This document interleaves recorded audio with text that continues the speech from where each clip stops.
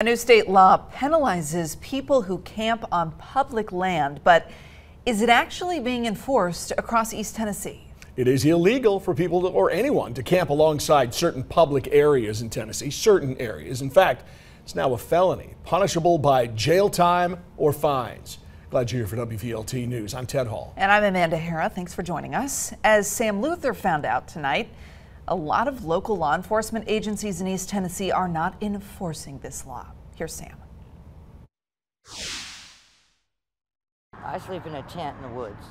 That's where I sleep. Terry McGuire has lived near this Merchant Drive laundromat for the last 5 years, where a nearby church feeds the homeless every Wednesday night. They welcome her with open arms. In downtown Knoxville, it's a different story. Every week, like a bunch of different homelesses just sitting around and make a big mess in this city. Avi Zanati is the owner of Copita on South Gay Street. He says the constant presence of homeless people is bad for business. We need to be more radical. We need to be more aggressive.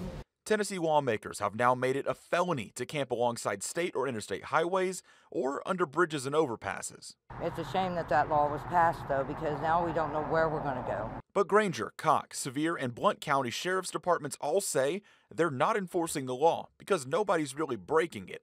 In Knoxville, where there's a large homeless population, police say they haven't issued citations since the law passed, and lawmakers who gave this bill a passing vote say that's okay. Even when we passed the bill in the debate that we had on the Senate floor, we said it would be up to local law enforcement how they were going to enforce that or not enforce it. The lack of enforcement met with frustration from some. Nobody enforced this law. And gratitude from others like McGuire, who's lived under a tent in the woods but has hopes for a better life. My dream is to get off the streets. In Knoxville, Sam Luther, WVLT News. This new law does potentially pave the way for jail time for repeat offenders. People also face a fine, $50.